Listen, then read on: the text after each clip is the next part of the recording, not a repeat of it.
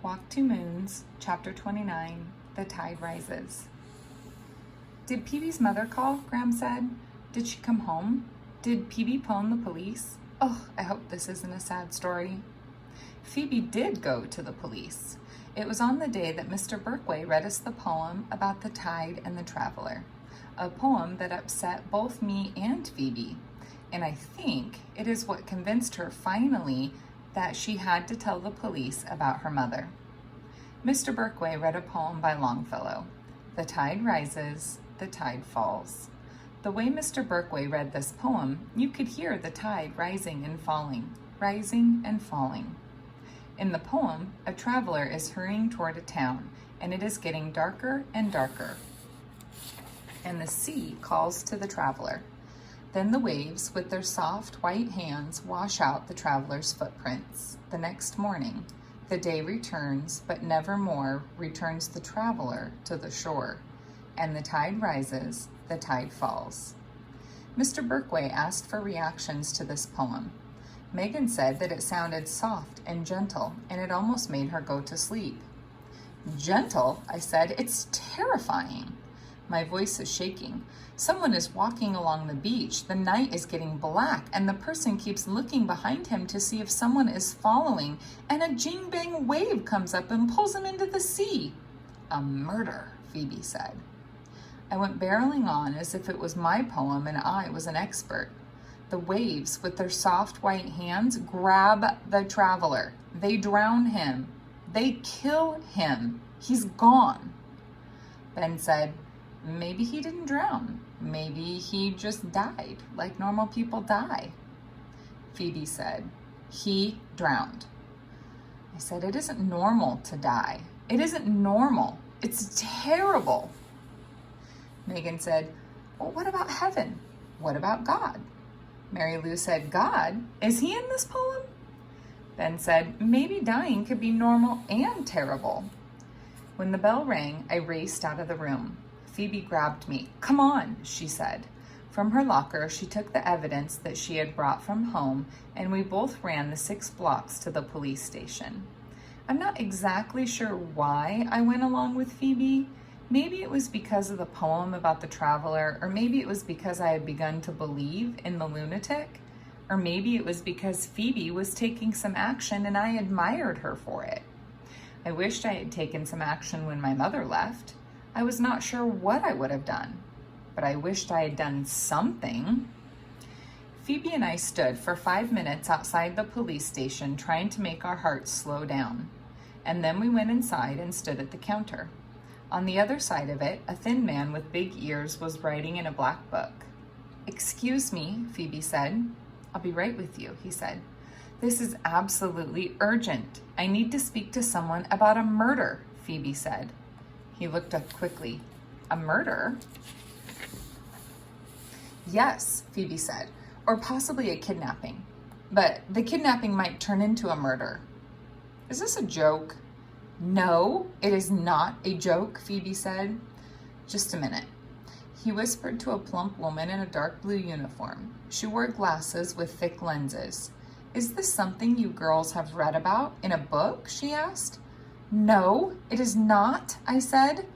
That was a turning point, I think, when I came to Phoebe's defense. I didn't like the way the woman was looking at us, as if we were two fools. I wanted the woman to understand why Phoebe was so upset. I wanted her to believe Phoebe.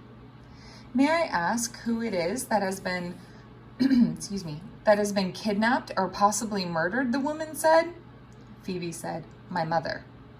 Oh, your mother. Well, come along then. And her voice was sugary and sweet, as if she was speaking to a tiny children.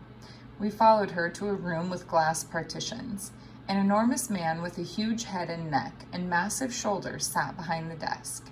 His hair was bright red and his face was covered in freckles. He did not smile when we entered. After the woman repeated what we had told her, he stared at us for a long time. His name was Sergeant Bickle, and Phoebe told him everything.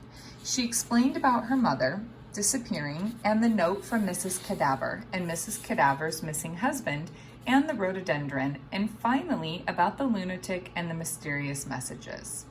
At this point, Sergeant Bickle said, "Well, what sort of messages?"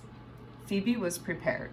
She pulled them out of her book bag and laid them on the desk in the order in which they had arrived, and he read each one aloud. "Don't judge a man until you've walked 2 moons in his moccasins. Everyone has his own agenda. In the course of a lifetime, what does it matter? You can't keep the birds of sadness from flying over your head, but you can keep them from nesting in your hair." Sergeant Bickle looked up at the woman seated next to us, and the corners of his mouth twitched slightly. To Phoebe, he said, "And how do you think these are related to your mother's disappearance?" "I don't know," she said. "That's what I want you to find out." Sergeant Bickle asked Phoebe to spell Mrs. Cadaver's name. "It means corpse," Phoebe said. "Dead body." "I know. Is there anything else?" Phoebe pulled out the envelope with the unidentifiable hair strands. "Perhaps you could have these analyzed," she suggested. Sergeant Bickle looked at the woman, and again the corners of his mouth twitched slightly. The woman removed her glasses and wiped the lenses. They were not taking us seriously, and I felt my ornery donkey self waking up. I mentioned the potential blood spots that Phoebe had marked with adhesive tape. "But my father removed the tape," Phoebe said. Sergeant Bickle said, "I wonder if you would excuse me for a few minutes?" He asked the woman to stay with us, and he left the room. The woman asked Phoebe about school and about her family. She had an awful lot of questions. I kept wondering where Sergeant Bickle had gone and when he was coming back. He was gone for over an hour. There were 3 framed pictures on Sergeant Bickle's desk, and I tried to lean forward to see them, but I couldn't. I was afraid the woman would think I was nosy. Sergeant Bickle finally returned. Behind him was Phoebe's father. Phoebe looked extensively relieved, but I knew it was not a coincidence that her father was there. "Miss Winterbottom," Sergeant Bickle said, "your father is going to take you and your friend home now." "But," Phoebe said, "Mr. Winterbottom will be in touch, and if you would like me to speak with Mrs. Cadaver—" "Oh, no," Mr. Winterbottom said, and he looked embarrassed. "Really, that won't be necessary. I do apologize." We followed Mr. Winterbottom outside. In the car, he said nothing. I thought he might drop me off at my house, but he didn't. When we got to their house, the only thing he said was, "Phoebe, I'm going to go talk with Mrs. Cadaver. You and Sal wait here." Mrs. Cadaver was unable to give him any more information about Phoebe's mother's phone call. All Mrs. Winterbottom had said was that she would phone soon. "That's all?" Phoebe said. "Your mother also asked Mrs. Cadaver how you and Prudence were. Mrs. Cadaver told her that you and Prudence were fine." "Well, I am not fine," Phoebe said. "And what does Mrs. Cadaver know anyway? And besides, Mrs. Cadaver is making the whole thing up. You should let the police talk to her. You should ask her about the rhododendron. You should find out who this lunatic is. Mrs. Cadaver probably hired him. You should—" "Phoebe, your imagination is running away with you." "It is not. Mom loves me, and she would not leave me without any explanation." And her father began to cry.